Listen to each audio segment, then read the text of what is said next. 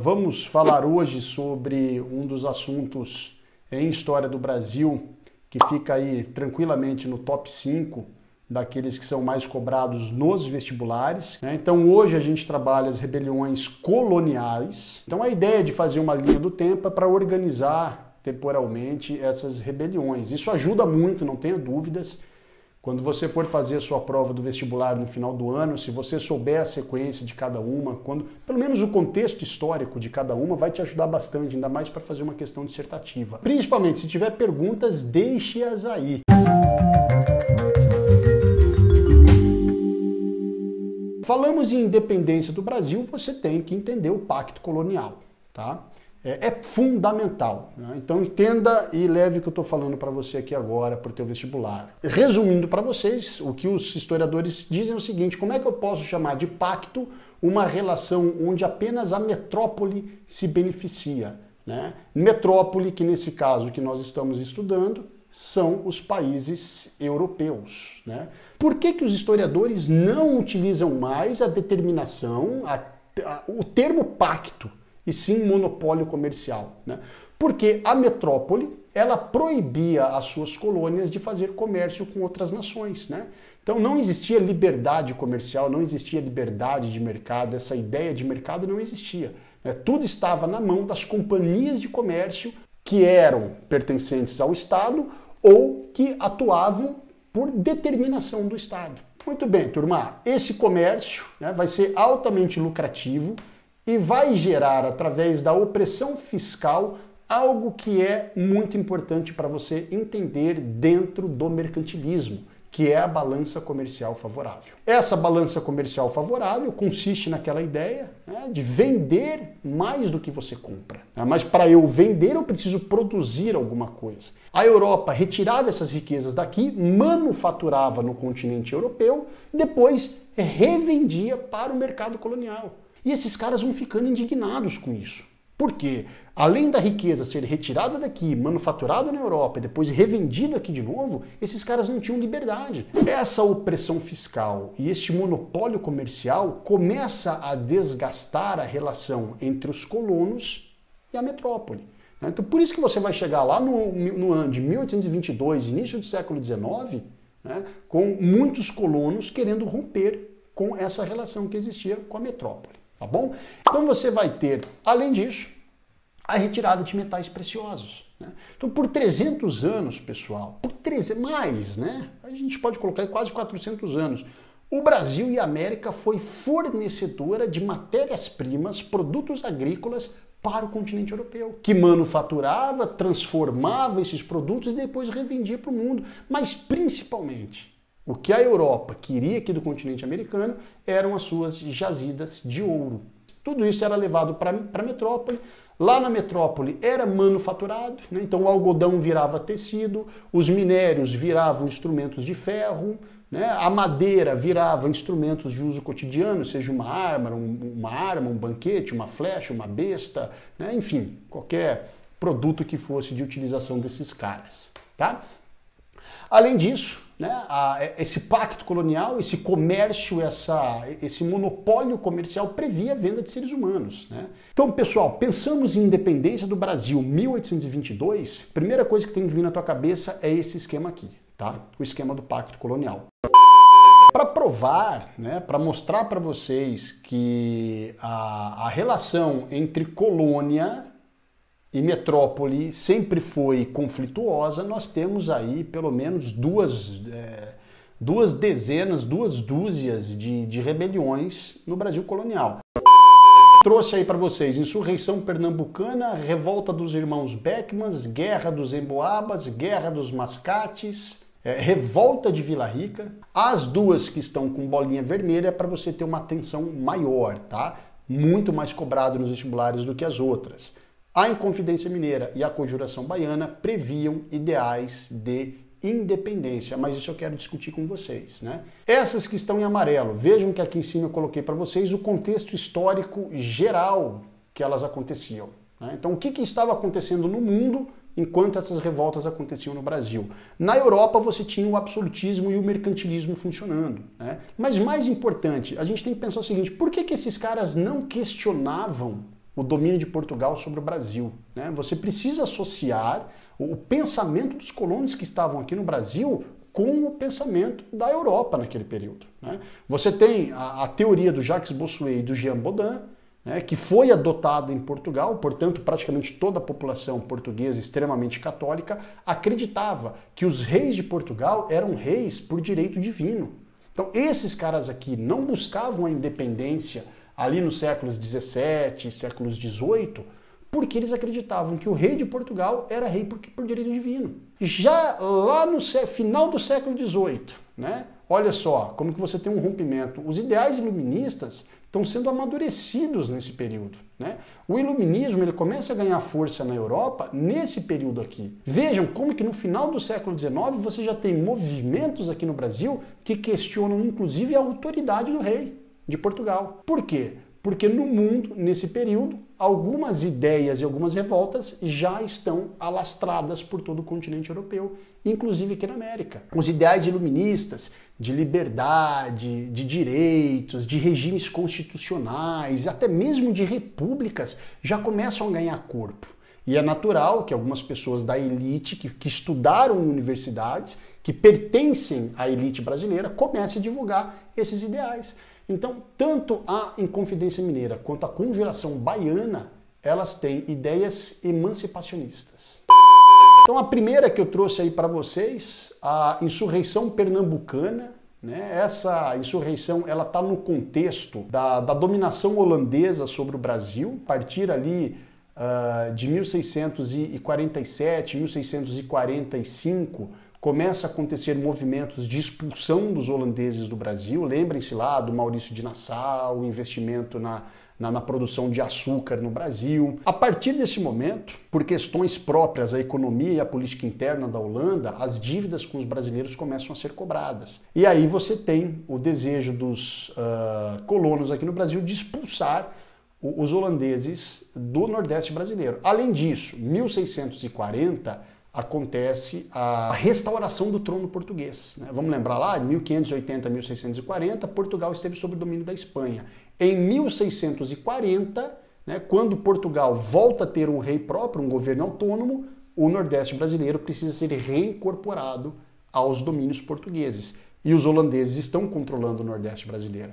É aí que começa a fase de expulsão dos holandeses do Brasil. Mas o mais importante que você tem que entender é o seguinte: a insurreição pernambucana ela acontece porque os holandeses começaram a cobrar as dívidas que os senhores de engenho possuíam com os holandeses. E aí os caras vão arrumar um monte de desculpa, vão arrumar um monte de argumentação para expulsar os holandeses do Brasil.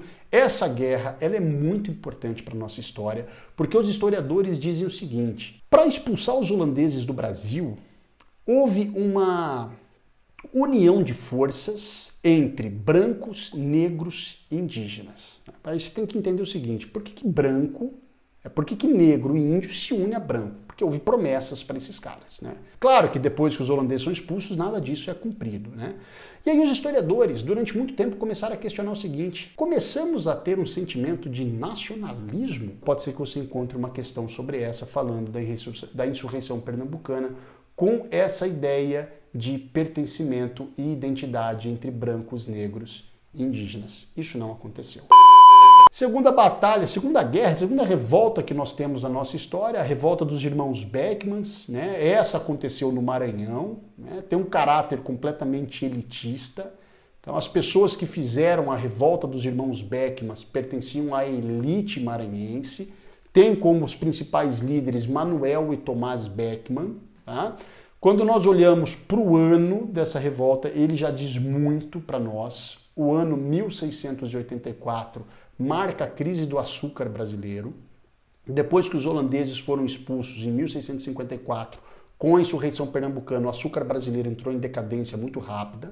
Os holandeses foram produzir açúcar nas Antilhas, né, fizeram lá uma concorrência com o açúcar brasileiro. E os senhores de engenho daqui do Brasil entraram em colapso, né? Não tem para quem vender o açúcar, né? Inclusive não tem como produzir o açúcar, né? Produzia-se o açúcar, mas o refino, o transporte, o mercado consumidor estava na mão dos holandeses. Então veja, a situação dos senhores de engenho era drástica no Nordeste brasileiro. No Maranhão, né? Tudo bem que não era o centro produtor de açúcar brasileiro, mas no Maranhão você tinha muitas pessoas que se dedicavam à produção de açúcar naquela região. O que vai acontecer? Além de você ter essa questão de crise econômica, você tinha no Brasil companhias de comércio que atuavam pelo rei de Portugal aqui no Brasil. E essas companhias de comércio colocavam preço lá em cima. Até porque Portugal não produzia. Portugal comprava da Inglaterra para revender no Brasil. Então imagina o preço disso, né? Esses senhores de engenho ficaram indignados com isso. Ficaram indignados com a crise do açúcar, porque o Estado português não auxiliava esses caras, o Estado português já está quebrado.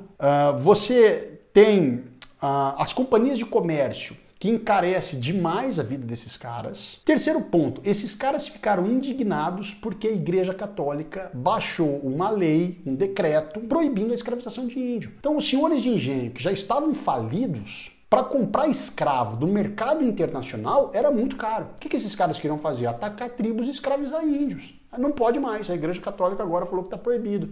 E a coroa portuguesa, claro, criou alguns recursos para proteger o índio para a Igreja Católica. Então você vai ter um grupo de senhores de engenho revoltados. A coroa portuguesa, ela abre negociação com esses caras, né, leva o Manuel Beckman para Portugal, né, para apaziguar as coisas, apazigua. Manuel Beckman é preso em Portugal, enviado já preso para o Brasil e executado. Ele é enforcado aqui no Brasil, né? Então aqui o que eu quero que vocês pensem é o seguinte: qual que é a relação que Portugal tem com os revoltosos no Brasil? Execução. Então esse é o diálogo que a coroa portuguesa possui com os colonos que se revoltam, com os colonos que se colocam contra as ordens portuguesas, né? Mas vejam, o que é muito importante, pessoal, você tem aqui uma rebelião que não prevê o rompimento com Portugal, apenas contesta o monopólio comercial, a revolta dos irmãos Beckman, uma revolta da elite. E vamos passar para a próxima revolta da história do Brasil, a Guerra dos Emboabas, né? Porque houve uma disputa. Quem é que vai controlar as jazidas de ouro? Os bandeirantes, né, liderados aí pelo o digníssimo Borba Gato, que aqui em São Paulo tem uma estátua para homenagear esse cara, né? Nós somos um país que faz homenagens a assassinos, né? Mas o Borba Gato é o cara, né, que lidera as expedições de incursão para o interior para encontrar as jazidas de ouro. Encontram essas jazidas de ouro. Ouro, diamante, tudo foi encontrado, né?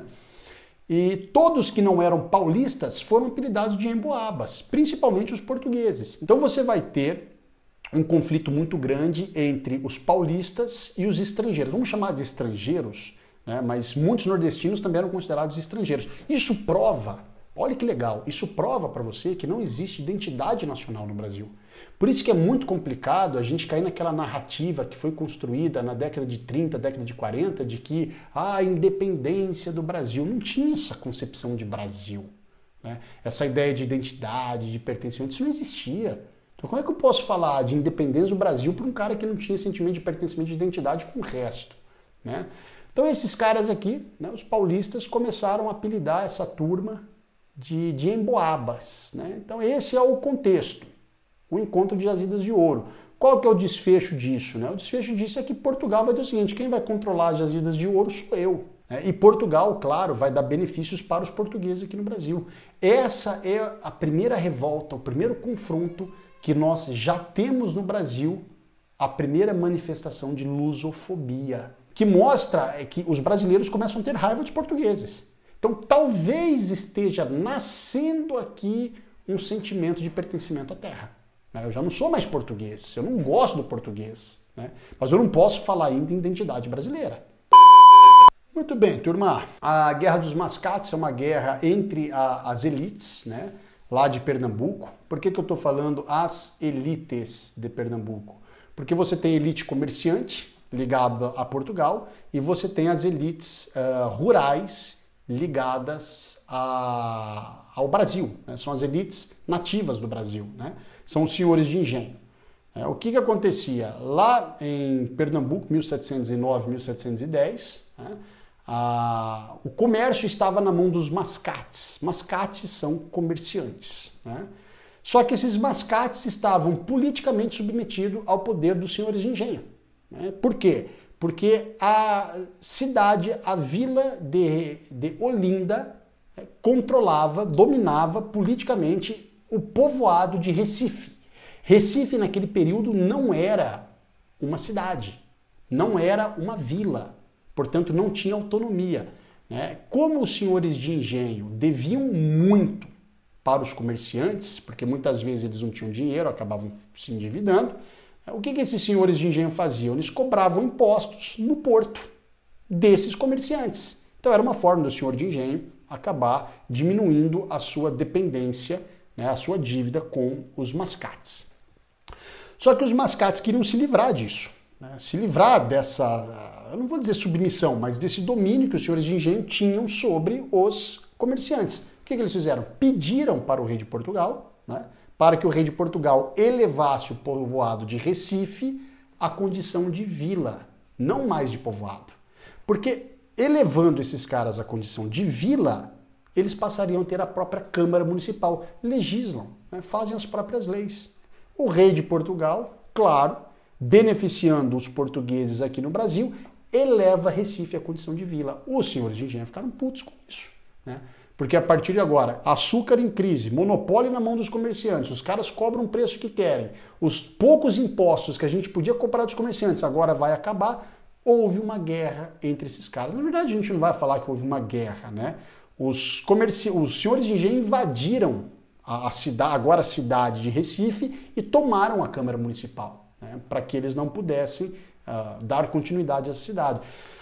As tropas portuguesas prendem os senhores de engenho, há uma prisão em massa, muitos confiscos, não há massacre, não há mortos, né? Isso é muito importante, a coroa portuguesa não age com extremo rigor, e a coroa portuguesa, além de elevar Recife à condição de cidade, a coroa portuguesa dá o título a Recife de capital do Pernambuco, porque ela está mais perto ao porto, né?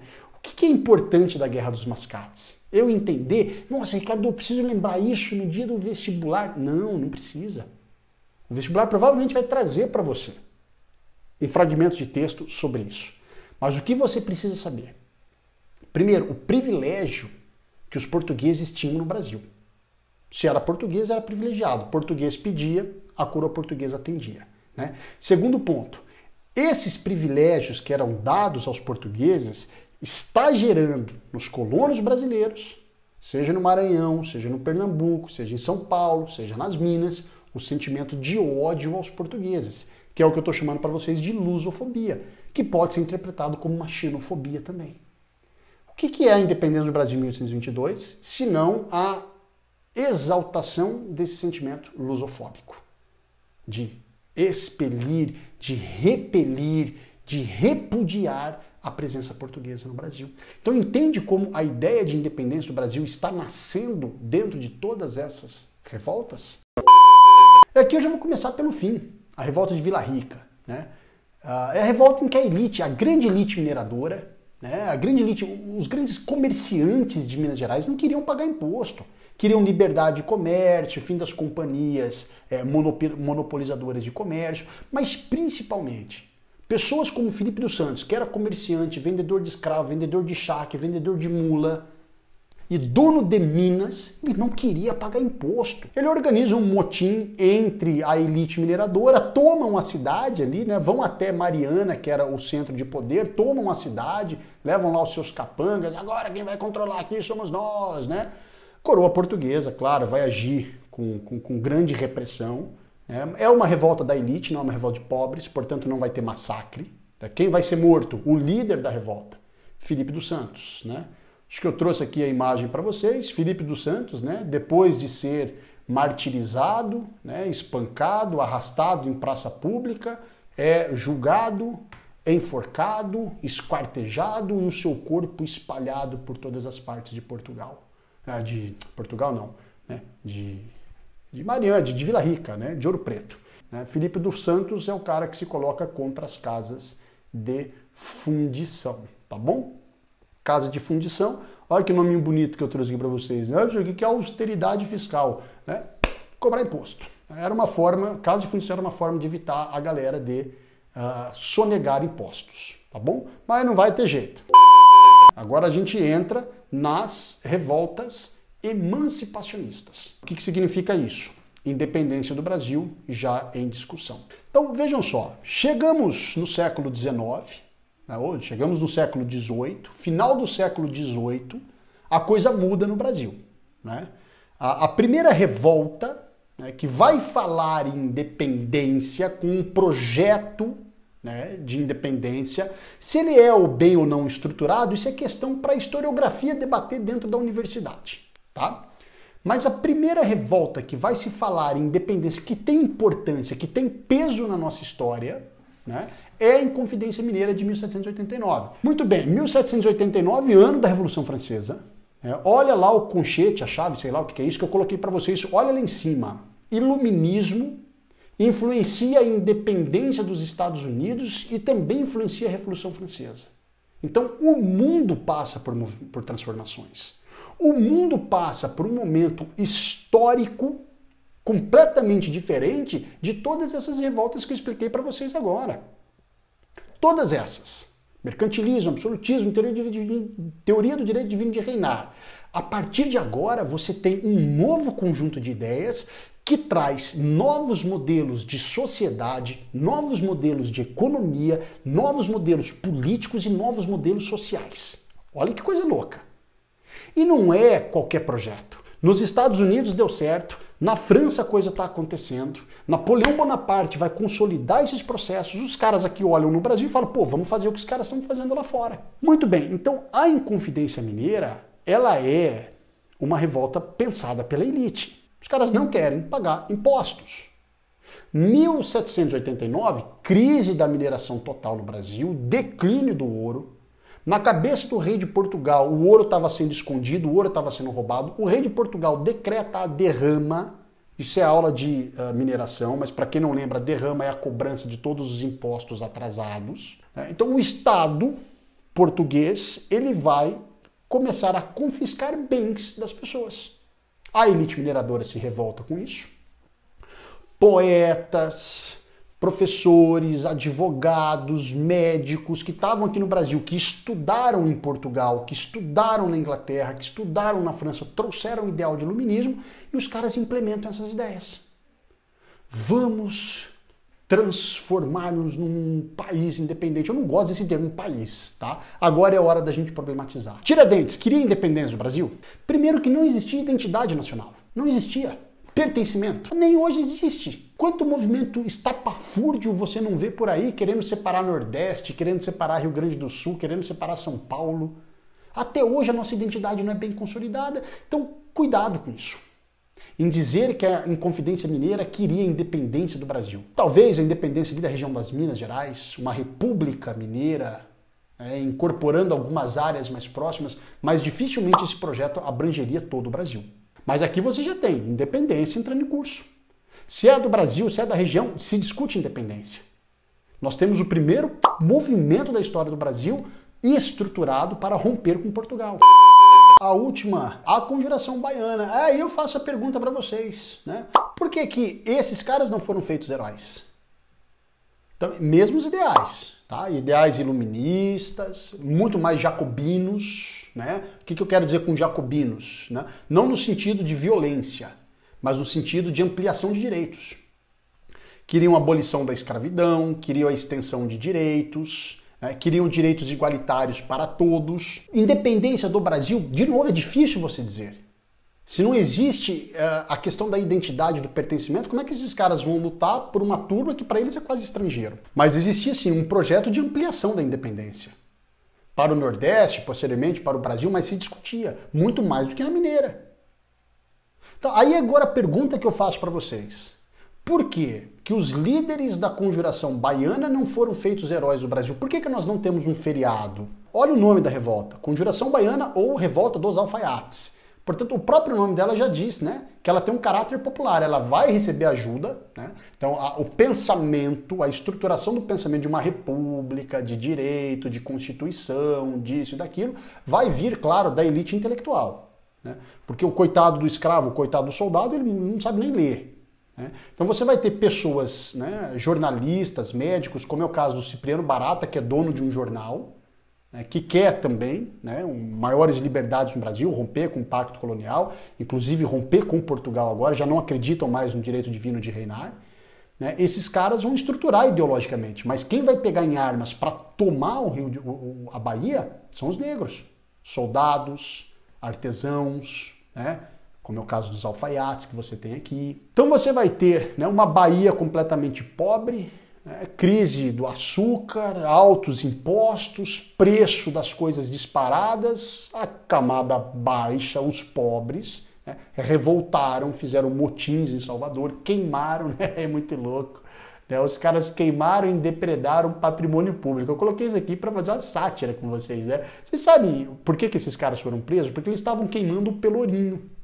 Queimaram a forca da Praça do Pelourinho. Sabe o que representava aquilo? Aquilo representava a opressão. E aí chama-se de patrimônio público, né? E foram lá, prenderam esses caras. Essa camada média, né, o julgamento desses caras foi mais brando. Um ou outro exílio, um ou outro confisco de bens. Né, confiscando bens, né? Mas para os 4 negros, a pena capital, a forca. Né? E aí eu trouxe, para encerrar a aula, né, para encerrar esse sabadão gostoso, uma frase dos folhetins que circulavam na Bahia em 1789. Animai-vos, povo baiense, que está para chegar o tempo feliz da nossa liberdade, o tempo em que todos seremos irmãos, o tempo em que todos seremos iguais. Sabe por que eu escolhi essa frase? Porque ela me lembra muito a frase de um pastor evangélico dos Estados Unidos que dizia o seguinte: I have a dream. E o sonho de Martin Luther King era esse, o sonho dos negros do Brasil de 1789. E quando eu olho os Estados Unidos alejando um negro com 7 tiros nas costas, matando George Floyd enforcado, João Pedro morrendo no Brasil, Ágata, de 8 anos, morrendo com tiro, a gente vê que a história pouco mudou, que as questões sociais no Brasil pouco mudaram. Essa é a aula, essa é a live sobre o processo de independência do Brasil. Se gostou, dá um like, se inscreve no meu canal, compartilha, ativa o sininho. É óbvio que isso aqui depois eu vou colocar no meu vídeo. Mas ative o sininho, acho que dá um brega. Cara, se gostou, dá um like. Se não gostou, foda-se, procura outro canal e vai aprender história de alguma forma.